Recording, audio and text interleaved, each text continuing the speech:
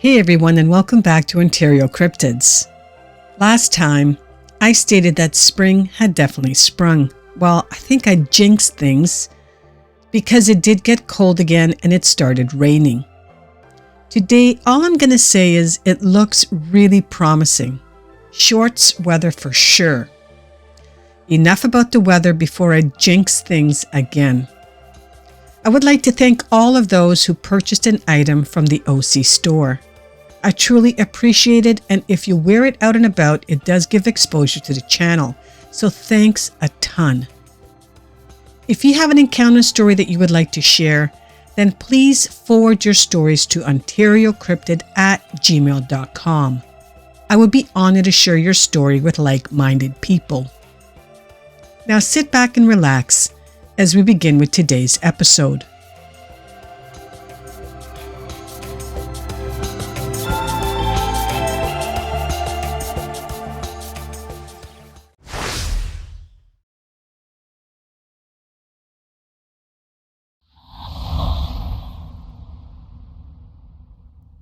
This first one takes place in April of 2004. We're going to be headed to Orange County, North Carolina. Throughout the spring of 2004, our neighborhood was disturbed regularly by something walking through the woods at night. Almost everyone in the neighborhood was affected in that we would hear footsteps, twigs snapping, and one neighbor heard scratching on the side of the house.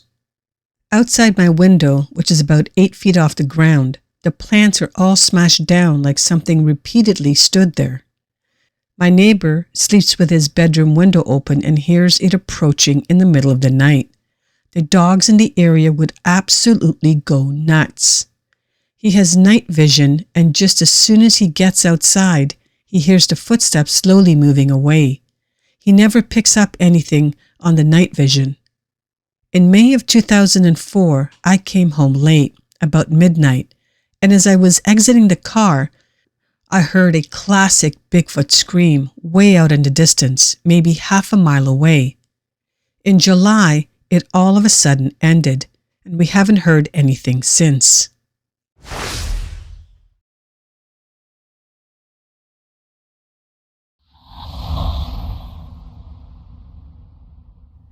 The date is October 2005. We're heading to Marion County, Texas.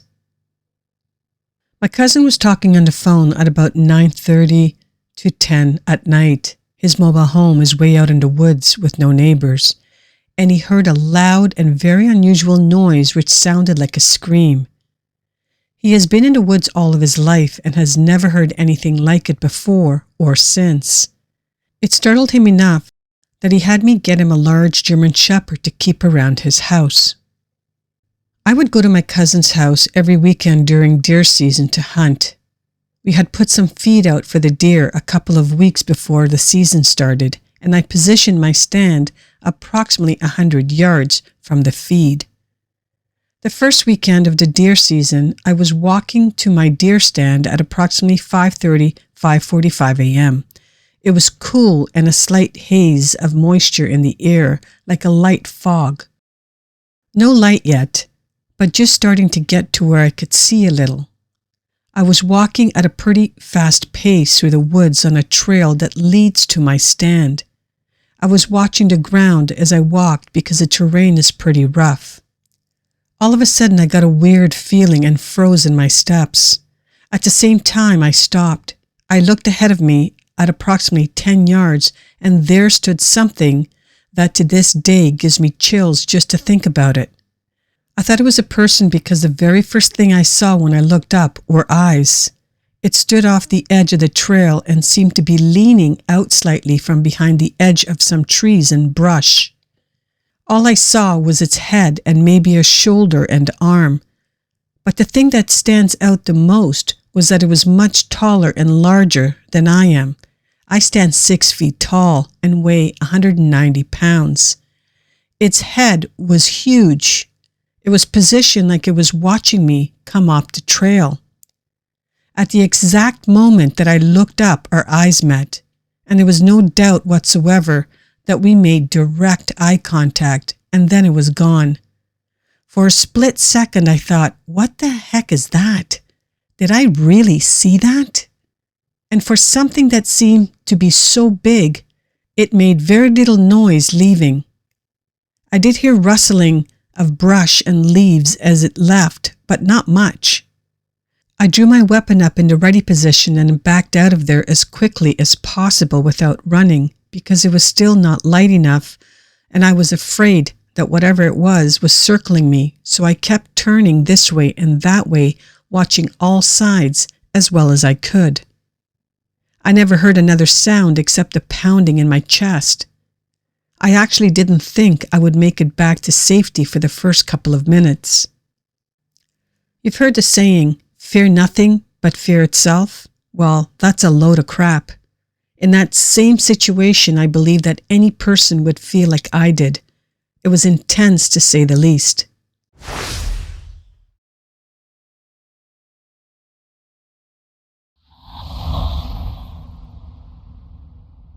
This one takes place February of 2005. We're heading to Ontario County, North Carolina, and it takes place in and around Camp Lejeune military base. We were conducting a military corps training exercise. Our last training event was on a mock war to apply what we had learned. So my squad was over on top of a ridge overlooking Saddle. We were waiting for the enemy to come up the hill so that we could engage them. But then we heard a noise from behind, so we turned around to see what it was. We thought it was a bear about 10 yards, but it seemed like it was taking a knee, so we stared at it for about a minute. Then it got up onto its feet and started walking to our position, and we did nothing as it walked between our fighting holes, which were about 15 feet apart. As it passed by us, it knew that we were there because it didn't take its eyes off of us. He looked down at me directly as it passed by, then he stopped about 15 feet away and turned around, but not completely. He turned at his waist and looked back and disappeared. It was big, at least 7 feet tall. I mean, his body was muscular. It was the biggest thing I have ever seen.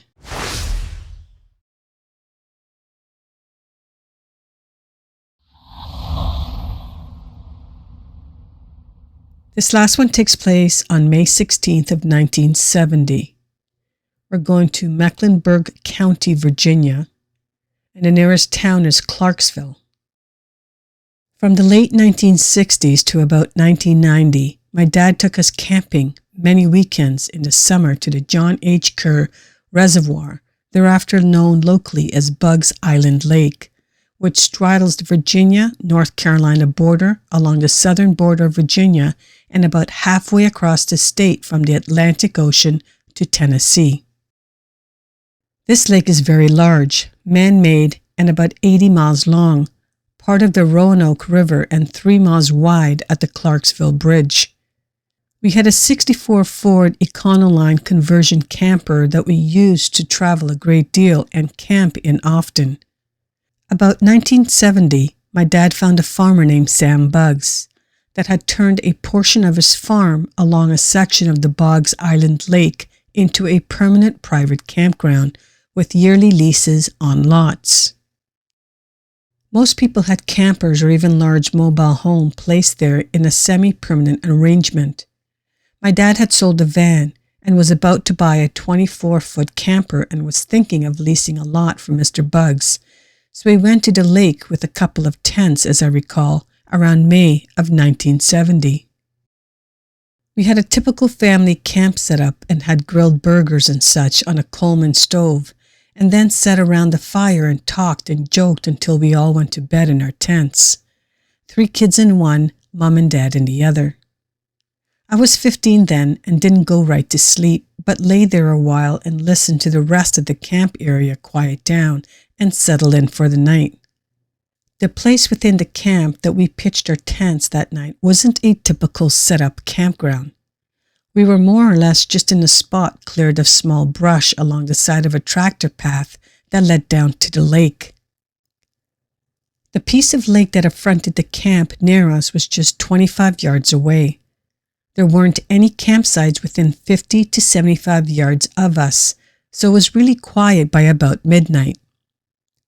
I was just laying there when I heard something rooting around in our trash. Now let me tell you, I lived far back in the country and camped and fished and hunted and just ran the woods all the time, since our nearest neighbor was 3/4 of a mile away. That my dad used to say we went camping just to see people. Well, upon hearing the noises from the trash, I thought of the pet raccoon that I had just 2 years before, and I thought I would see how many were out there, so I grabbed my 6-volt flashlight to take a look. I very quietly, barefooted, snuck out of the tent and looked over to where the trash was and pointed the light and then hit the on button. Well, what I saw was no raccoon. It was a furry creature standing at about 4 feet tall, standing upright, and I don't mean on its hind legs, that jerked its head suddenly to its left towards me, about 20 feet away. It had been looking over into the trash bag we had hanging from a stub of a branch on a sapling when I interrupted it with my light. As soon as it snapped its head and looked at me, it let out a squeal, grunt, and dashed away. Where? I don't know, because I turned to run the other way towards my dad's tent, and I started yelling and shouting about a monster or creature, or at least words to that effect, as well as arguing with my dad to get his gun, a former Marine and sergeant of detectives in Roanoke, Virginia. Well, this generally woke everybody up, and probably a fair amount of the campsites too, because I created quite a ruckus at midnight. Anyways, I must have told my dad the same story over and over 50 times.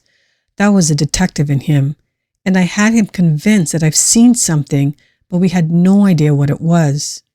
Of course, we never heard of Bigfoot back then, but a few years later, after many ribbings from my dad and brother and sisters, we did talk about it one night and did speculate that just maybe that is what I saw that night.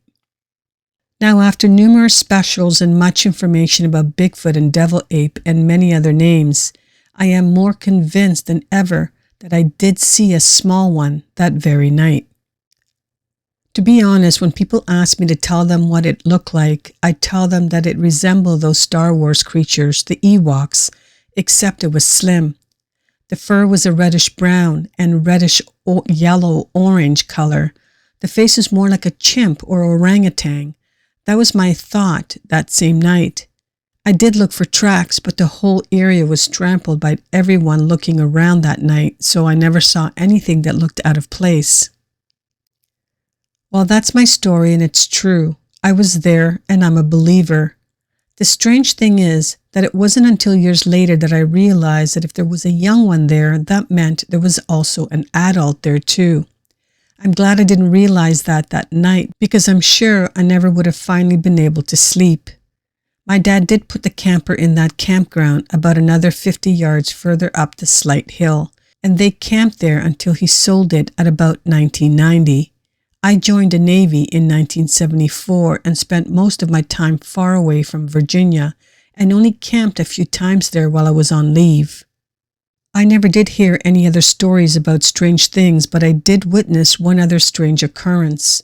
In the middle of the morning one day, just a couple of years after Dad put the camper there, Sam Bucks used to have a very friendly bird dog. The name escapes me, but one day, mid-morning in the summer, I did see that dog walking over towards a large oak tree, maybe 3 foot thick, at the edge of the campground. This was maybe 50 to 60 yards from my dad's camper, and his tail was tucked, and he was acting shy and submissive, yet walked over behind a tree as if going to someone he didn't know. I saw him do this often to new people in the campground. Just as his head and front quarter went behind a tree, he suddenly flew through the air as if kicked right back the way he came. He landed on his back yelping and ran as hard as he could back towards the farm. Well, I was pretty angry that someone would just kick the dog like that, and I went over to that tree to see who had done it, and there was no one around anywhere. I looked around but didn't see any sign that anyone had been there, no boot prints, nothing. The ground there had been raked down to just a few leaves and mainly a hard clay-type surface for a mobile home that was put right beside the oak tree the next week. I'm retired from the Navy and living in Arizona now. I have no idea if that campground even exists now. Well, I hope you all enjoyed these encounter stories today. To wrap things up, let's acknowledge the current OC members. If you'd like to learn more about the membership program, please check out my latest membership video. The current members are Elizabeth, Jim, Diana, and Teresa. Thank you so much for all your support. You guys are the best. If these stories reminded you of an encounter that you may have had, then please forward them to OntarioCryptids@gmail.com. I would be honored to share your story on this channel. Thank you all for listening until the end. I truly appreciate it. Please hit the like button on your way out and smash the subscribe button if you're new to my channel. Have a great weekend, and I hope to see you all next week right here on Ontario Cryptids.